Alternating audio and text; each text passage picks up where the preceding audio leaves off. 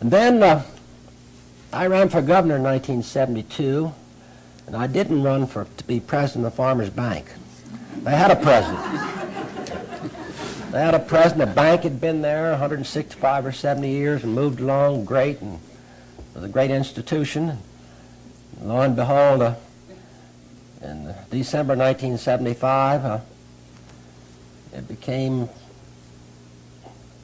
to the governor's attention through the president of the bank at the time that they were in financial difficulties, severe difficulties, and for 6 or 7 months from that day forward, just about every day of the governor's life was spent trying to keep that bank open, keep the doors open, so that lending institution could exist. Sometimes I think the people of the state of Delaware never understand the Farmers Bank of the state of Delaware. That's not a state institution, never was. Even though the state was the largest single stockholder with the 458,000 shares of common stock that it owned at the time, never was it a state institution.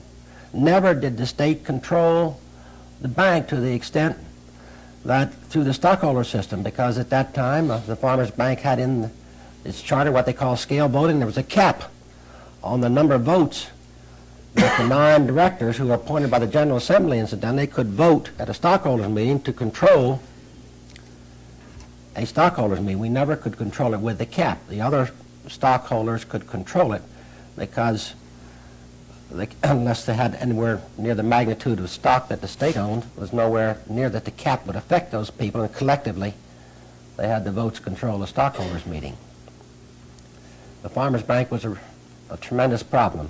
When I think the people didn't understand the Farmers Bank of the state of Delaware was not a state institution, it was a private institution, just the same as any other of the banking institutions in the state. In 1973, one of the first things I was convinced the state should get out of the banking business. There's only one small exception in the whole nation, and that's in one of the Dakotas. One of those states has a state-operated bank, but in that instance, that state owns a bank lock, stock, and barrel. There's no private stockholders. But anyway, the Farmers Bank became such a magnitude of a problem, but in 73 I wanted to sell the bank. I proposed legislation to sell it. But the reason it didn't get sold, because the administration of the bank at that time opposed amending the charter to do away with scale voting, which had a tremendous impact on a prospective buyer, because if you bought the state's largest single amount of common stock and you didn't have scale voting, then you can control a stockholders meeting, and then it would make a difference in how much a person would want to pay for that stock if they were assured, even though it was represented 48 or 49%, they could control it without that cap of scale voting in the charter. So that was a real problem. If I could get rid of that scale voting, we could go ahead and sell that bank. And so anyway, the administration of the bank opposed that, taking scale voting out of the charter.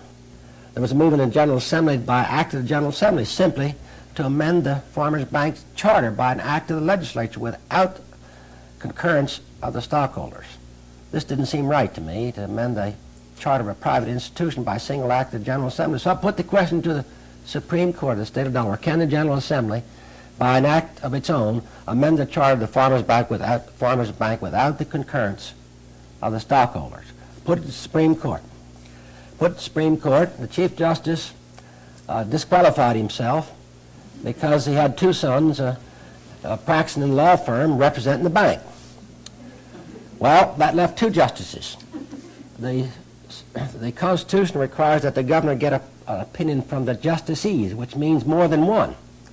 So I had 2 justices. About that time, Justice Carey resigned because of ill health.